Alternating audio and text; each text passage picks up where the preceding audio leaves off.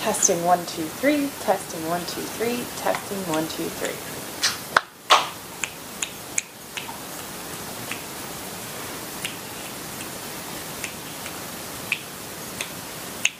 So I'll start it here, and then you're just going to say... Delay. Oh, it's already started. Did you start it? I didn't try. I didn't mean to if I did.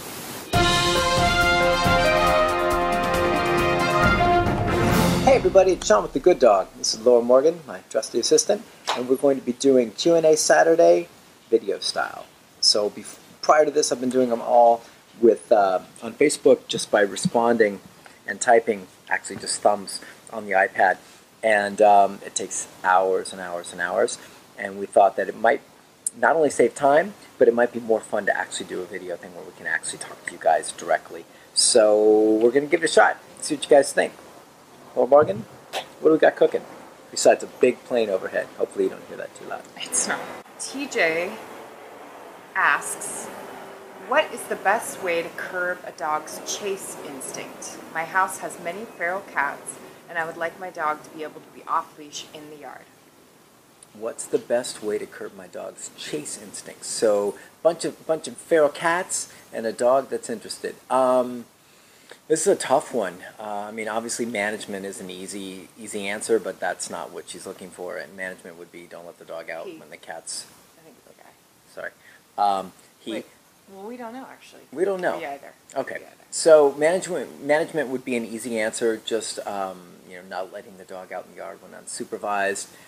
Even then, that could be tough. You might have to have the dog on a long line, something like that. The real answer, which is, or the best answer from my perspective, is a little bit more involved, and that would be e-collar training. If you do good e-collar training, you can absolutely recall a dog off of cats, deer, or anything. And eventually, once you train and pattern them, they won't even chase stuff anymore. So that's really the best answer. It's not an easy answer. It's not like, here, do this, and then your dog won't chase cats or something else. Like just like TJ asked, it's a chase instinct. You're talking about pretty serious stuff, pretty serious drive. So the only real way to successfully, safely, and reliably work with that would be e-collar training. At least recall on e-collar. And of course, I've got recall videos and e-collar videos and all that stuff. So TJ? Right? TJ. So TJ, man or woman, if you're interested in learning more about it, we can put a link in the comments section. Yeah. We can put a link in the comments section for you and everybody else where you can access the video and check it out. Yeah. First one down. Ding. All right. Okay. Thanks, TJ. So our next one is from Maria, and she says the same thing. Massive prey drive is my biggest obstacle also. I think she's seconding on TJ. Oh, she's piggybacking on TJ? She's piggybacking, yeah. What's her name? Maria. Maria. Thanks, Maria. Maria, that makes that one easy because I'm going to give you the same answer. So if you've got, she said chasing? Prey drive. Prey drive. Well, it depends what context prey drive is giving you a problem. If it's on the walks on leash, then you can use a tool that empowers you, like a prong collar, and have your dog be more focused and in a structured heel and walk with you. But if you've got a dog with really intense prey drive, even a prong collar can be challenging. That drive, excuse me, it's just lunchtime. That drive can override a lot of tools. And even with a prong collar, you can find yourself really struggling and battling with the dog and like correcting more than you want to. Which is not something that I recommend or advise. So e-collar training, especially if you're talking about on leash, it would be e-collar heel. That works fantastic for prey stuff and just excitement and drive and things like that. You can use the e-collar very comfortably to keep the dog in a nice heel and then correct if the dog gets distracted and bring the dog back. Now, if you're talking about off-leash, then once again we got the same answer, which is e-collar recall at least. Get that really proofed, really solid, and then you can recall your dog. Start small, right? 5 foot, 10 foot, 20 foot, and eventually get your dog, into larger spaces with more distractions, but you have to do all that stuff on a long line. So once again, if you're interested in doing off-leash stuff to work on prey drive and get a strong recall, you've got to do e-collar recall check out my videos. I'll put the links in the comment section. Start with a long line on in any situation where you're concerned about, real distractions, and then you slowly work your way to off-leash without any long line. Don't be in a rush to do that, but that's really the best answer for that. 2 down. Great. Awesome. I'm on a roll. Okay. This has been brought to you by... Please. Send more, please. Okay, go ahead. What's next? All right. Miriam says, will a dog being trained with a prong collar ever not need it? Exclamation mark, question mark. She's really curious. She's curious. That's a great question. That's one we get a lot. So absolutely you can train your dog to a point where your dog doesn't need an e-collar or a prong collar anymore. Certain contexts I recommend that you have them on regardless of that though. So if you're going to have your dog off leash anywhere besides your yard, I would want you to have an e-collar on your dog if your dog's e-collar trained, just so you have that safety. It's like a seat belt. You want to always make sure you can get your dog back. Something comes up, an unexpected situation, something goes by and your dog starts to chase, the last thing you want is your dog, running out in the street or running away or something like that. So, so that would be for the e-collar. I would say inside the house, I know you didn't ask about e-collar, but I'm stretching it a little bit. Inside the house, in your yard, you can definitely build up to that pretty easily if you're really diligent and consistent and don't try and take off the e-collar too soon. And then as far as the prong collar, you can do the same thing if you're talking about the prong collar in the house or on walks. You can definitely, depending on your dog and your consistency and how diligent you are, you can definitely move away from that stuff.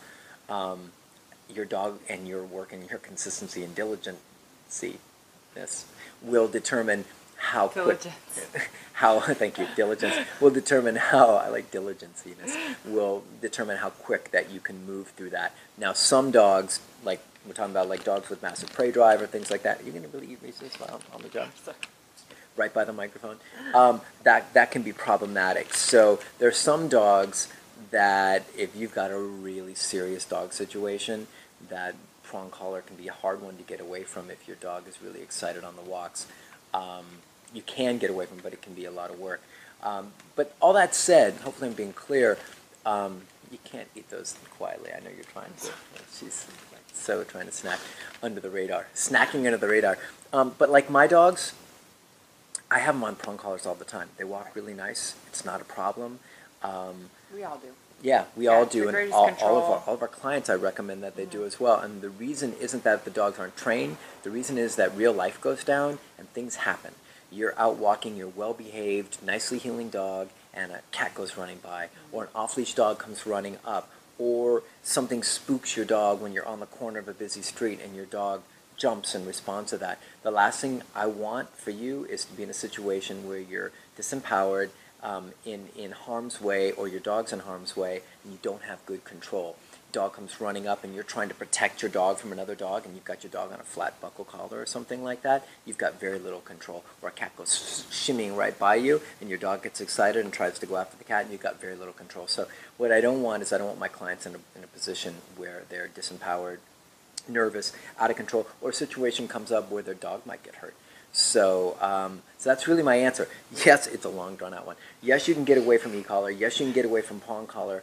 But in a lot of situations, why? If it's an aesthetics thing and you're worried about the way people think or perceive your dog, I really would recommend everybody kind of blow past that and just own tools that work really well for their dog. Own it. Don't feel bad about it. The more you own it, the less you get hassled. But like I said, my dogs all walk on prong collars, and they walk really nice. I walk them with one finger through the loop, so I don't really need the prong collar, except if something goes down, I don't want to struggle. So that's your answer. Yeah, good one. Okay, going right through them. Yeah. Mary Beth. Mary Beth. Walking is difficult to impossible Monday through Friday due to a work schedule. So I'm teaching the 2 young pits on a treadmill. They have a half-acre fenced-off yard, but I understand the need for walks for training and energy release. I have one doing pretty well, but the other one is so apprehensive to be near when running. I introduced her to... I don't know. Yeah. Okay. To be near when running. So apprehensive to be near when running on the treadmill, I guess?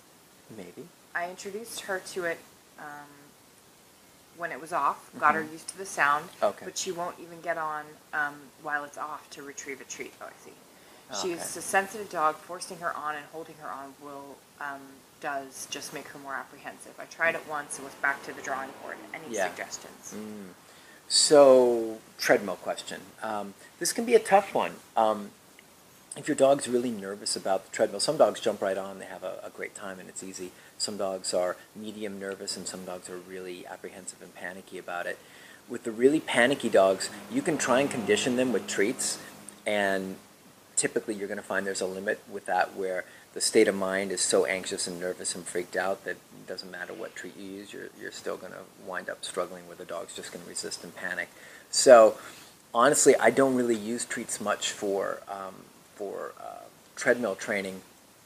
I use leash and prong, and I know that, I do some nice walk-ons. I've got a video that I'll link it to. I think we've got a couple treadmill videos. One, I think, with a pretty good challenging dog. I want to say Lola or something. Yeah. Pretty good challenging dog that really gave me a hard time, but now walks great on the treadmill.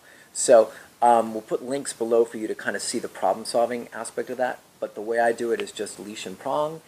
Introduce the dog, walk on, walk off. The dog resists. I use leash pressure, and I really just kind of insist we're going to do this. Now, this can be tough for some people because they really feel like if my dog doesn't want to do it, then I don't want to force them.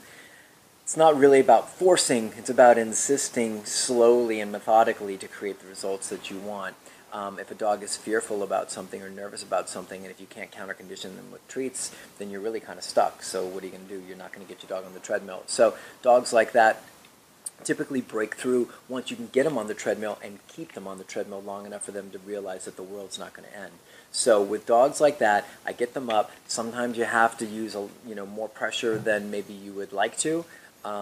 Get the dog up, prong collar, leash, and then I'll straddle those dogs because they tend to have a really hard time, and I can get better control. Straddle the dog, and then I do pressure and release. I start very, very low on the treadmill, and a little bit of pressure when the dog moves backwards, and I control any movement, no panic. I don't let them fly off either side. I like to put the treadmill up against the wall, so one side they can't get off of, and then I'll put something on the other side to kind of block, just so they feel a little bit more confined to where they're not apt to jump off. Then I'll straddle them, hold the leash overhead, and then as they try and panic or they try and pull back, I'll just use gentle leash pressure. I don't say much and just guide them back. As soon as they're in the spot, I release the pressure. They slide back. I guide them up with leash pressure, release, and I just do that over and over again. And depending on what kind of fireworks might occur, I just hang with them. And we've never had a dog we couldn't get on the treadmill. We've never had a dog that couldn't get through that and get to a great place. So yes, you can try with treats, but I think you're finding there's a point where if the dog's really apprehensive about it, all the treats in the world aren't going to get you where you want to go. So I would check out the video that I've got, and then like I said, it can be a messy one. It can be one where it just doesn't look pretty for a little while, but you have to know in your mind's eye that we're going to get to a place where eventually when the dog realizes this isn't going to be dangerous, traumatic, or painful, that they just, finally they end up liking it, and then they're cool, and like anything else, they do it long enough, they're like, this is a fun thing. So that's my recommendation, is that leash and prong, watch the videos, straddle the dog, pressure and release to get the dog in the position over and over again, tons of patience, don't freak out, don't say a lot, don't coddle, just work through it, and we've never had a dog that we couldn't get on there. So check out the link and see what you think. All right. Kimberly. The sweet sound of Reese's Pieces. Kimberly says, our Lhasa has issues when people come into our home. He charges the door and gets very reactive. We've been working on thresholds, and he's better at meeting new people outside the house. We've been keeping him on his leash when new people come and correcting his bad behavior. Usually within 3 minutes, he's fine and does great, but those first few minutes are rough. Any suggestions? I want people to be invited in and not have a crazy dog that wants to nip. Did she spell rough R-U-F-F? No. She didn't? She didn't. Bonus points for her not doing that. Yeah. Okay, so Lhasa being reactive at the door. And they do correct him. Yeah, is he also reactive outside? Is that what they were kind of? They've been working on thresholds, and he's better at meeting new people outside the house. It was just in the house. So he's got some stuff though in other contexts as well. Probably. I mean, he's on a leash when new people come, correcting his bad behavior. Yeah, did they say what kind of tool they're using? We don't know what kind of tool Kimberly's using. Kimberly, we need more details. So if you're using just, here's a quick thing. So we don't have all the information. So you got a reactive dog in the house, but also outside a little bit. Probably on a prong, because they say they're correcting him when he's bad. Yeah, but people could be using a martingale or a lot of different things. So if your dog's not on a prong collar, I would get your dog on a prong collar, make sure it's sized and fit right, so it actually has some value if you do go to correct. Yeah. We'll put those links up too. Yeah, for the prong collar links. So typically what we find, I mean, there's some Lhasas out there. Like our toughest dog, this is like full disclosure here. This has never been disclosed, I don't think, publicly anywhere, but our toughest dog ever was a Lhasa, Nick. And Lhasas, you know, although cute and fluffy, can be some of the most challenging, tenacious little knuckleheads around. So my apologies. No, I'm sure he's great. But so you might be in for a little bit of a handful just with him. But after a few minutes, he calms down, so maybe he's less on the end of that He's scale. not on the Nick. He's not on the He's Nick low on end the of Nick, the Nick scale. Good for you.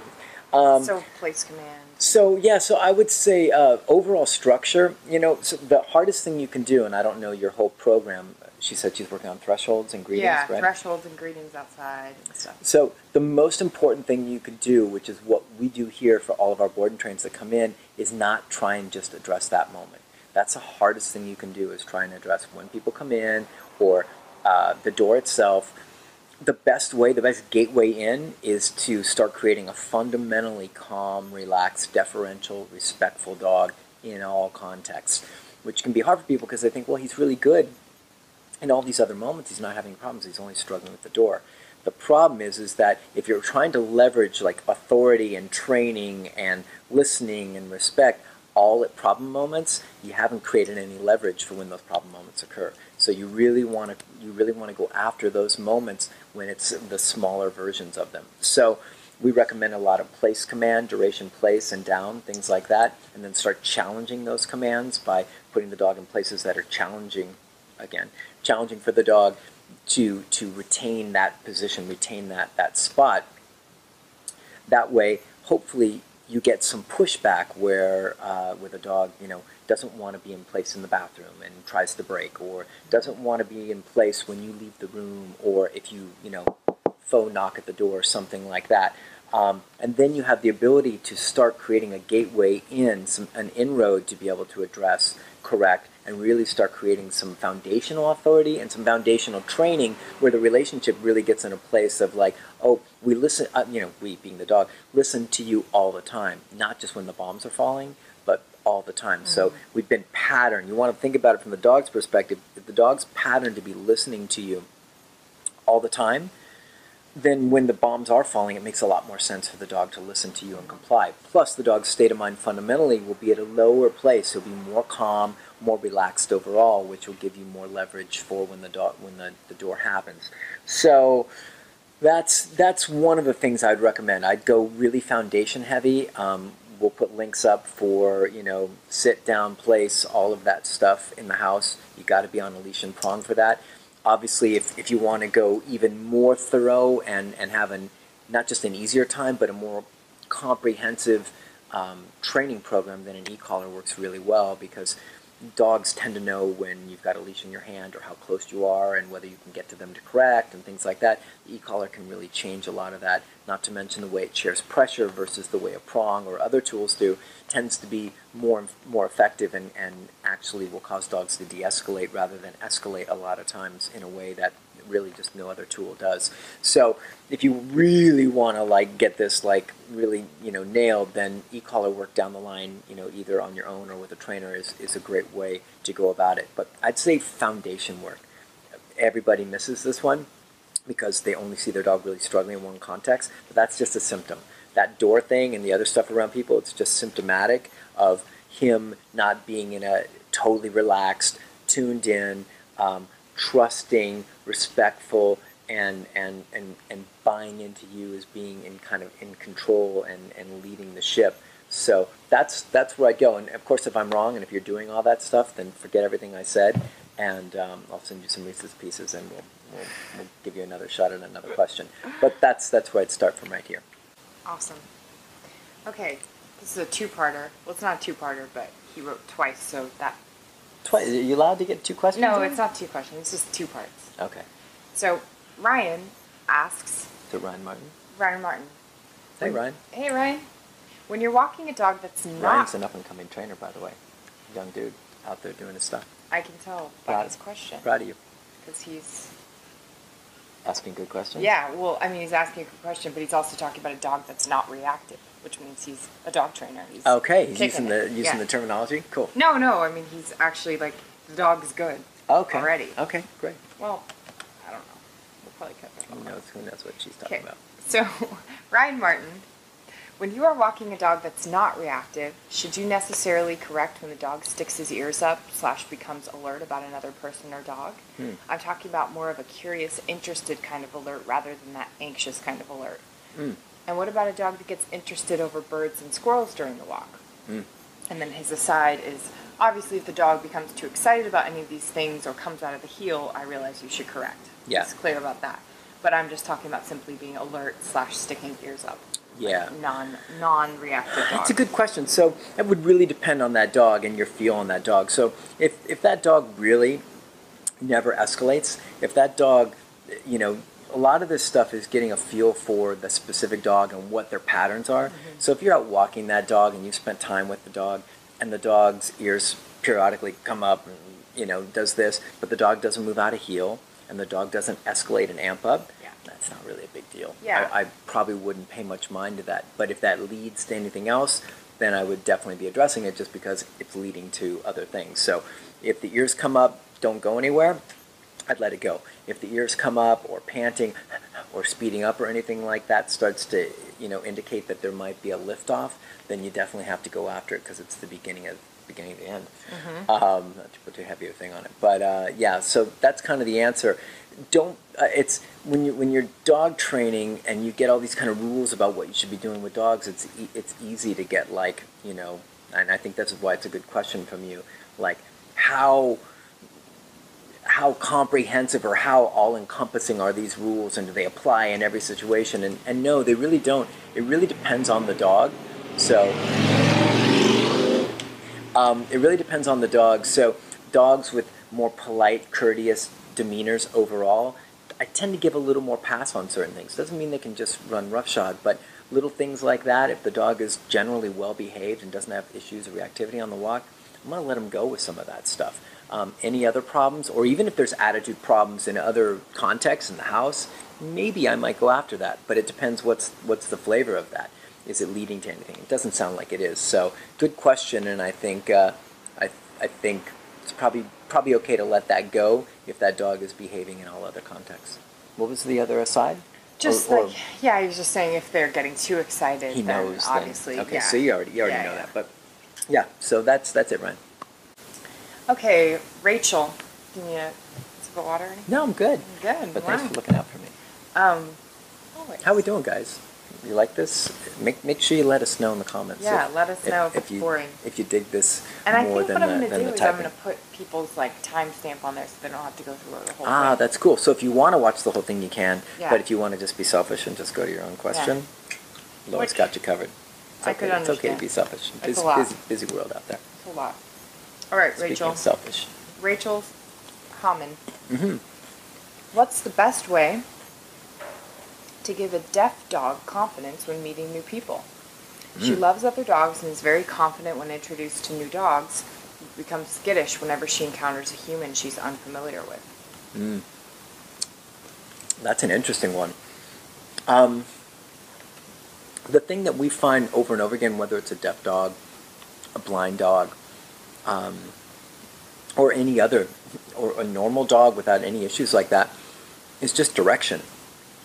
So typically when dogs become nervous like that, they typically become nervous because they're not getting enough direction, and they feel like, so either the person is pressuring them, and which means that the owner, handler, isn't giving enough direction to the other human, or the dog has got too much freedom and is trying to figure out, what do I feel about this person, and assessing, which is going to cause stress and anxiety, and it's going to cause nervous reactions with the dog.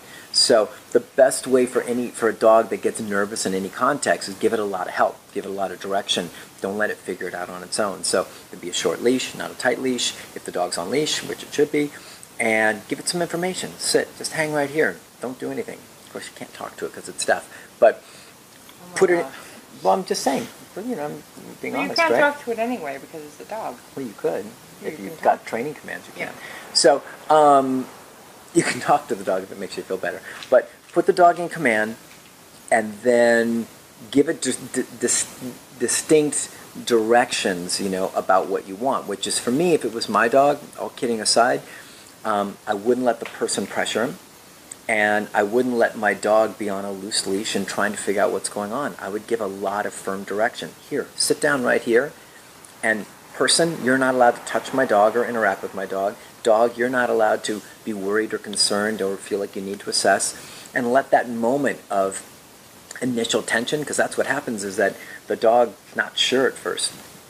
What do I feel about this person?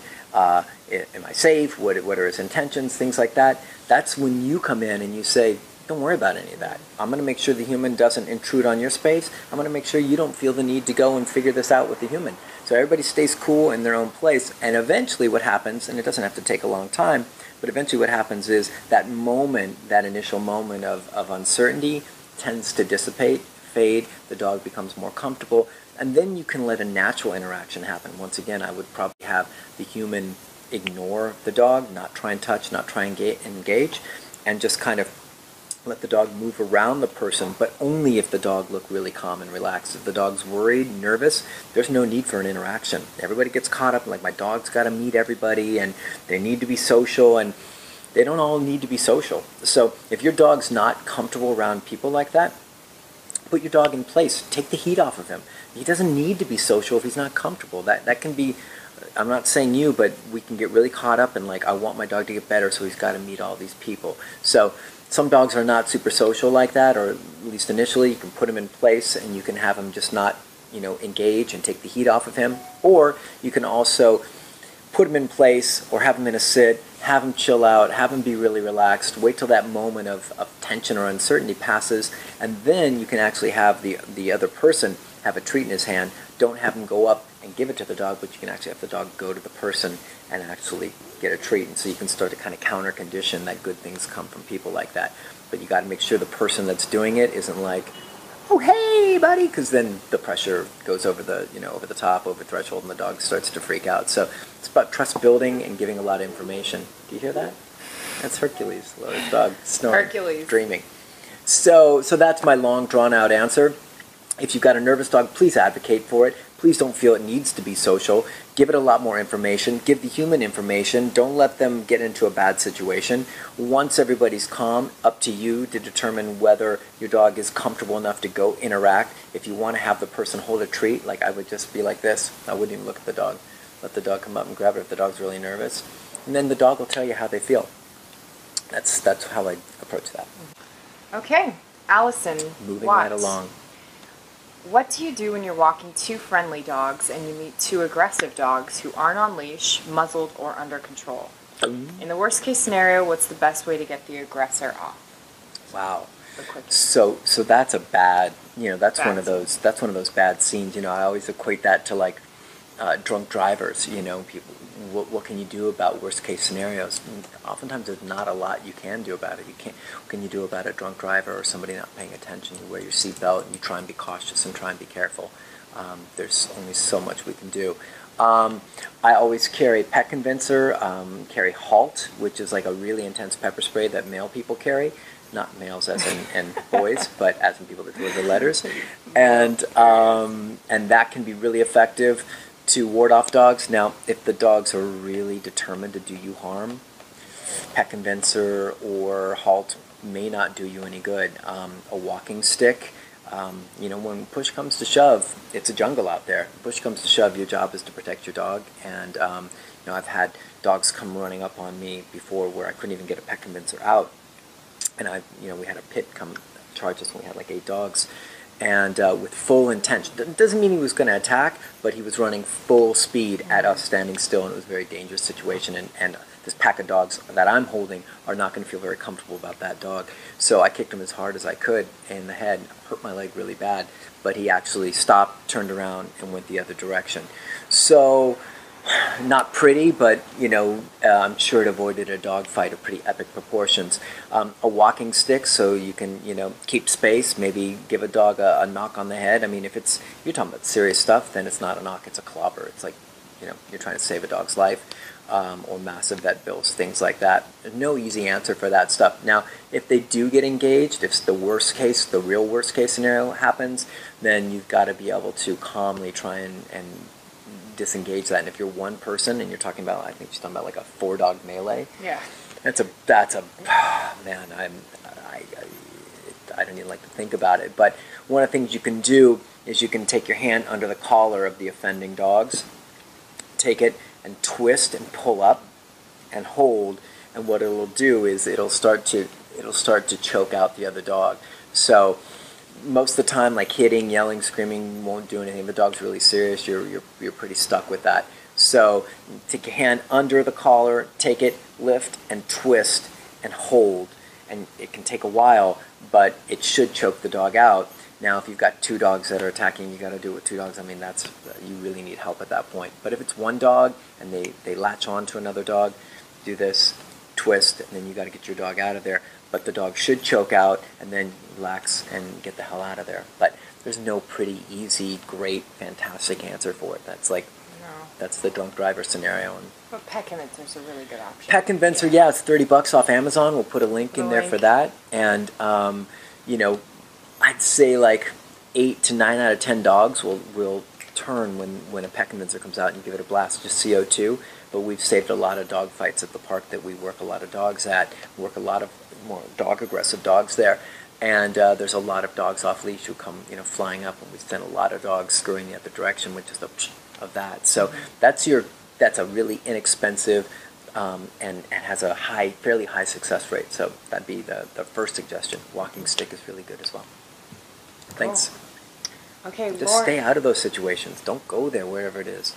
Lauren says, how do we stop our 4-month-old GSD to stop jumping, nipping at our 4-year-old girl? 4-month-old GSD nipping at the 4-year-old girl. Yeah. I know she's just excited, but it hurts my daughter when she does. We make her sit every time she starts, and she usually obeys, but I ideally like the behavior to stop. Right. So, good question.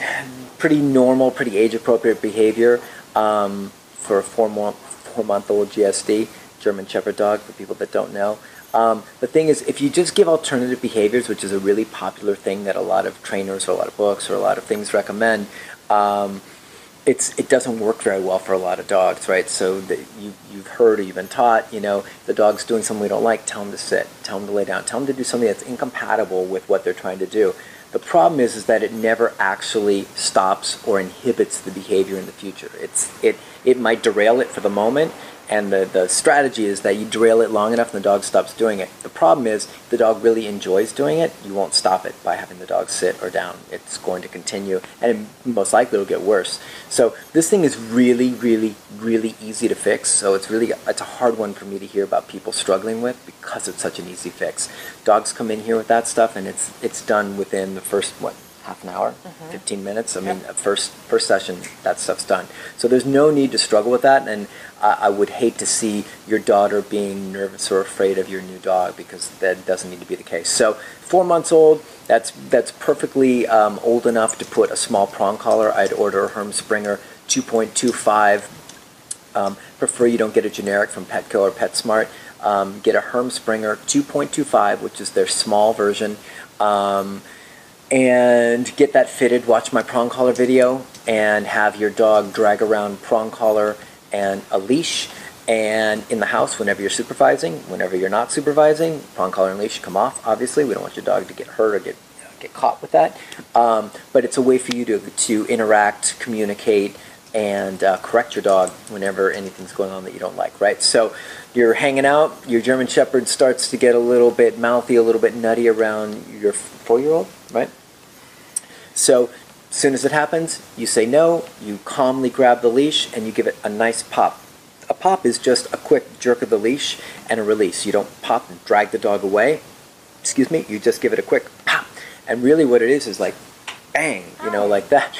And you want to surprise the dog, but it should also be uncomfortable. So yes, it's startling, but yes, it should also be uncomfortable. What you want to teach the dog is this behavior that's dangerous and uncomfortable for your daughter is now going to be much more uncomfortable for them to engage in. So don't pussyfoot around, don't go too soft, because if you correct really soft and you're worried about hurting the dog, something like that, of course you don't want to hurt the dog, but you're not going to hurt the dog if you give him a little pop. But if you underwhelm the dog with too small of a pop, you nag him, the behavior will just continue. So what you're looking for is just the right level where the dog goes, oh, and most likely goes, wow, that's not cool, that's not comfortable, I don't want to do that anymore. And then the dog just makes better choices around your 4-year-old. Typically the way we do it is we create the situation that causes the behavior, whether it's jumping or nipping. Hey, what you doing? Give them a little bit of excitement energy, and as soon as the behavior starts, no, pop the leash, and we go right back to the excited behavior. Yeah, how you doing? So we're not teaching them that they can't play or they can't interact or they can't have fun with us. We're teaching that there's limits to how they go about that. So by correcting the unwanted behavior and then engaging back in it right afterwards, the dog goes, oh, it's not the play that's the problem, it's whenever the play escalates and I do this thing or I jump up or something like that, pop, and the dog goes, oh, okay, and it starts to get a real clarity about what's expected and what's allowed, and that will just move them through really quick. I think you'll be, frankly, you fit that prong collar right and you give the pop just right, I think you'll be shocked how quick that behavior goes away. It should go away that same day if you're on the case. Just so we know, we're at 3:45. We'll cut this out. We have a client coming in, so hopefully we can cut this out. Hey, everybody. So we're at question number 10. So what we're going to do, this is brand new, we're figuring it out on the fly. What we're going to do is we're going to, I think there's another 10 questions, or maybe another a little more. 10, yeah, probably. So we're going to release this first batch in 10, and then we'll shoot another answer for the next 10, or another 10 video. answers, another video for the next 10, then we'll release them both, and you guys can jump through and do what you want. So, yeah, cool. Let's hear big number 10. This is a really long, involved one. It's got different parts to it. I'll brace myself. So the name I'm going to mess up is Akmetsafin. Oh, yeah. Yeah. First of all, he said at the end, thank you for the answer He's Q&A awesome. last week. It was a really interesting story. Yeah, all that He was stuff. asking about my story and how I got started with dog training and stuff like that. Cool. So his question is about leash communication. Okay. At the end of the day, is the job to give information and corrections to the dog through the leash pops, even if the dog is fully trained and well behaved? For example, when you end up board and trained with some clients' dogs, will the owners be able to walk the dog without leash information forever or not? I also understand it depends on various situations about guidance and leadership, but let's say if you had a dog with pulling issues, like a walk doctor video, like we have on, and you fix it, is it possible in the future that the owner will be able to walk 1 hour without any management pops for the dog to follow? And then... Should we answer that one? Yeah, let's answer that. So, that's a good question. Typically, even after a board and train, there's still like, the dog's been usually practicing bad behaviors for a long time, and the board and train has only been, 2 weeks, 1 week if you're doing a 1 week intensive, 2 weeks if you're doing a regular standard, or 3 weeks if we're doing more of a longer board and train. But even then, what's 2 or 3 weeks compared to months or years of practicing the bad behavior? So typically what we see is that even after 2 weeks, there's still some management, and there's still some reminders and things like that. So it'll be about, I'd say maybe 90%, like 90, maybe 92, 95% there. And then there'll be 5, 7, 10% of, depending on the dog and depending on the owner's relationship, reminders, pop corrections, things like that. And typically, there's a lot of association stuff that goes on. So we get the dog into a great space and the owner shows up and the dog goes, this is what I do with you. This is what we've practiced for the last year, 2, 3, 4, 10 years. And so when the dog actually sees another dog, there's all this association stuff of like, this is what we do together, and this is how I feel when I'm with you. I feel stressed, I feel unsafe, I feel excited, I feel anxious. And so you've already got a state of mind that's bubbling up at a higher level, which means that like we got 0 to 10, like here's explosion, and here's where the dog lives with the owner. They don't have a lot of headroom before they hit reactive spot, When the dog's with us, we've got a lot more headroom because we're not dealing with the same association stuff. So depending on the dog and the owner and how toxic the relationship has been or challenging it's been, that's going to determine how much work they're going to have to do and how much they're going to have to break through that residual association stuff. So some, they go home and it's a piece of cake and they hardly have to do anything. And some owners have to really scratch and claw and work for every little bit of progress if they've got a dog with a really firm mindset and they've been really soft or they've really spoiled them. Then there's a lot of like, hey, we really mean this and we're trying to renegotiate the relationship, and the dog's like, sure you are, let's see it. So it depends on the dog, depends on the owner. If you do really good work, they should be in a pretty darn good space, like I said, 90%. Prong collar stuff for dog reactivity, heavy duty stuff, we don't do. So for heavy duty dog reactivity stuff, we always go to e-collar, which is going to be easier on the dog and much easier for the owner to be successful with because there's not a lot of mechanics involved, and their correction is going to feel just like my correction, which is a pretty important part of the process. So hopefully that explains that answer. Yeah. What's the rest of his? He just said, or another here? situation when you walk your own dogs, do you use pops few, medium, or a lot of times? Or My own personal dogs? Yeah, do personal dogs pull you a little bit or step in front of you a little bit? And he says, why I'm asking... My dogs. I know, not your dogs. He says, why I'm asking is because one of my personal dogs I still struggle with. She's not a pulling machine, but she can't move in the same tempo I go. This is how I see a problem. Yeah. She goes in front of me a little bit, but not pulling with force, but she can pull me a little to the side. And that's why, is it whole walk pops from here? I understand this is something that I probably did wrong. I want her to walk on a slip lead. I want to try walking her on prong the other day. I'm not sure what that means. Okay. Well, my guys, I don't really have problems with pulling stuff like that. They're all on prongs. If they need a reminder, I mean, they're dogs. They're still dogs, and I think we can put a lot of pressure on ourselves to have like dogs be perfect. I see a lot of trainers' dogs that aren't perfect, and my dogs are far from perfect. So if they like Manny, who's the newest guy that I have, if Manny gets excited about another dog and starts to prance up a little bit, yeah, he'll get a pop. Probably on the e-collar, because I usually have him on e-collar because he's still really learning the ropes and we're getting him really kind of, sorted out.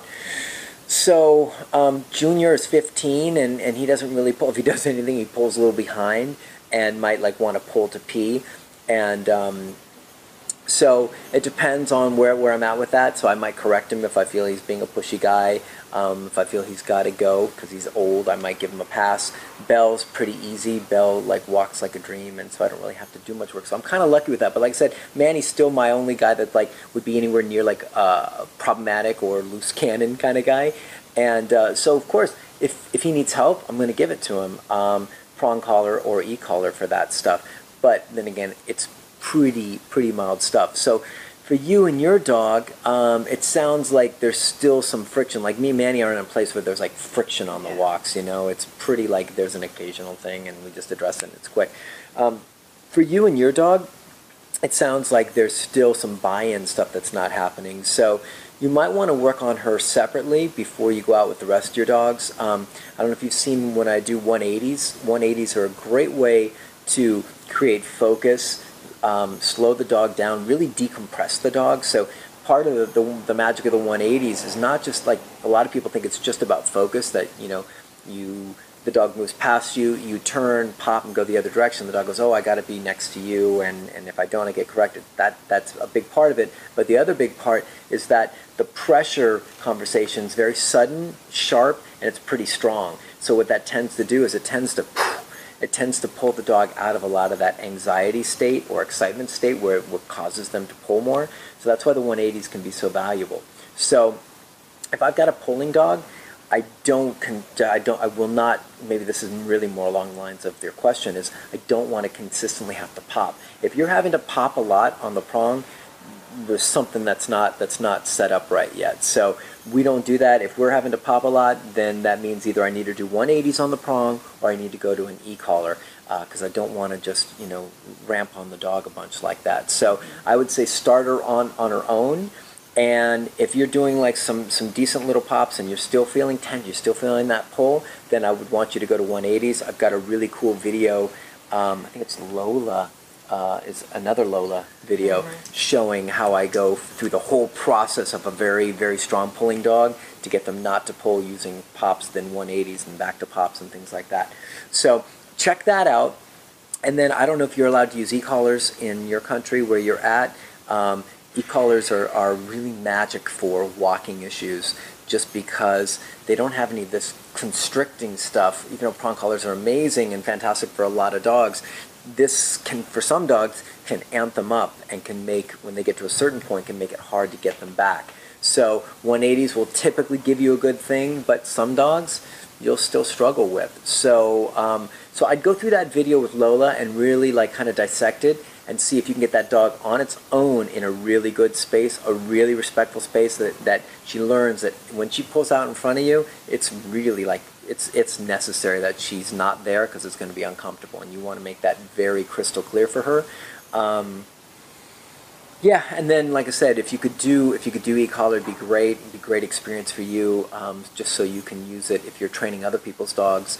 The more experience you have with that, the better, because e-collar heel, we do e-collar heel with every single dog that does board and train here, because we've seen owners struggle even with highly trained dogs because owners' mechanics aren't as good, their relationship's a little dodgy, so e-collar really helps to level the playing field. So if you can use it, that's a really great solution, and it's not about a quick fix. A lot of people give e-collars like, oh, it's a lazy man's quick fix. It's not about that. It's about actually being easier on the dog than a lot of other tools, giving more clarity, decompressing the dog if the dog is apt to be excited or anxious. It works like a charm for that stuff. So hopefully that answers your question. That would be that'd be where I'd go. I'd go through that prong video, and then if that stuff is still not working for you, then I'd go to e-collar stuff and really help your dog kind of relax and chill out and go from there.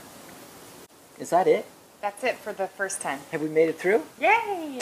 Nice. All right, guys, so that's me, Sean, with the good dog. This is Laura Morgan with the good dog, and it's our very first maiden voyage of Q&A Saturday via video, and we're pretty excited about it. I think it's going to be a cool way to do this stuff with you guys, and honestly, like, it takes me, what would you say, probably like 12 hours a week, like, to do the Q&A, like actually type those responses. It may not seem like it, but they each take me a maybe 12 hours, maybe it's like 10 hours, but it's a lot of time. And you need to find a way to be able to answer them more quickly, and this feels like two birds with one stone because it's more quickly, it's also more fun, and I can give you more details, and hopefully it'll be even better for you guys. Yep. So I think we're out. We have a client. We have a client. We'll see you guys soon.